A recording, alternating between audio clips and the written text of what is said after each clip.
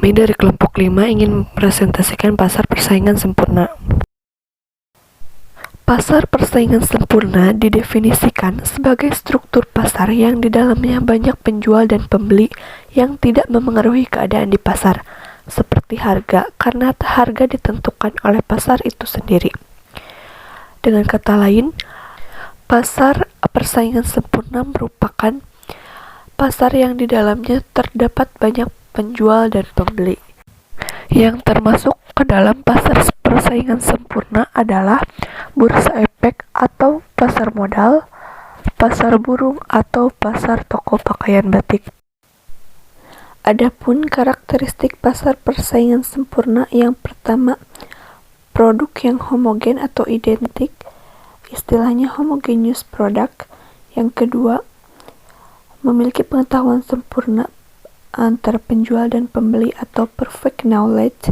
Yang ketiga, hasil sebuah perusahaan relatif kecil dibanding hasil pasar atau small relative output.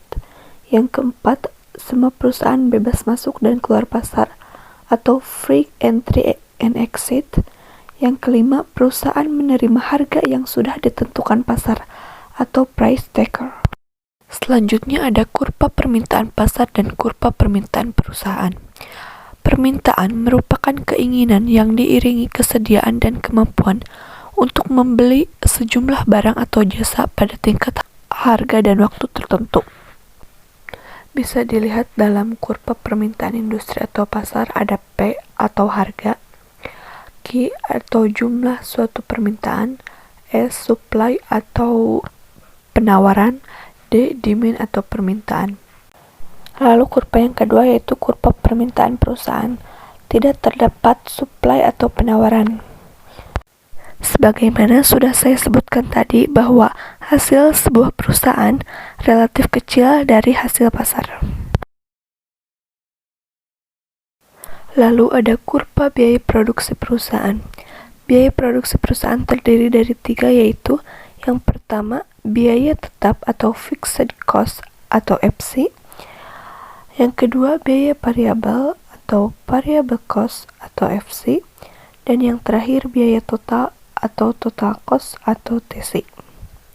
Dapat dilihat dalam kurvanya bahwa biaya tetap atau FC garis kurvanya lurus, PC dari 0 ke atas, dan TC dari 100 ke atas, karena TC adalah hasil dari penjumlahan FC dan PC. Laba. Pendapatan perusahaan merupakan produk atau barang yang terjual oleh perusahaan. Dalam menjalankan usahanya, perusahaan akan mengalami 3 kemungkinan, yaitu memperoleh laba, mengalami kerugian, dan impas atau break-even point. Laba perusahaan dapat dihitung dengan cara L sama dengan TR dikurangi TC.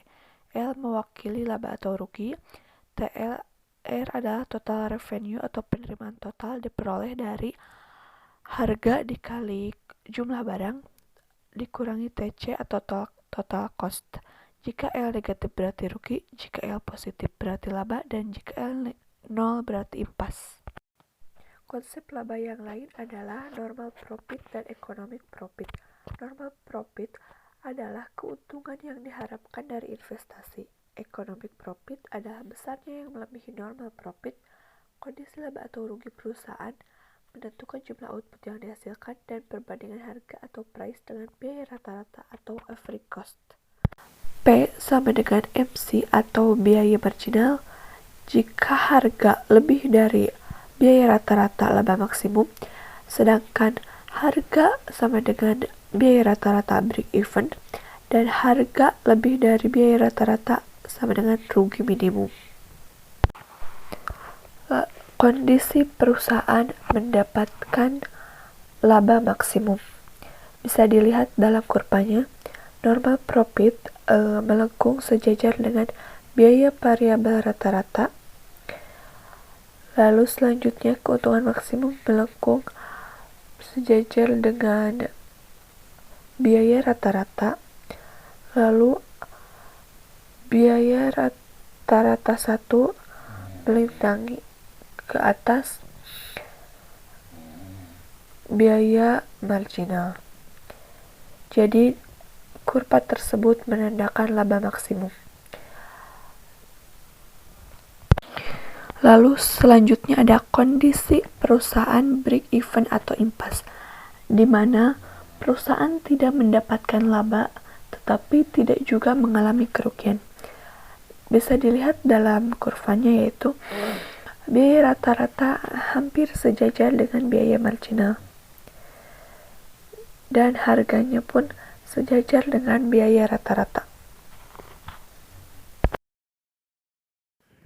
Yang terakhir ada kondisi perusahaan rugi minimum.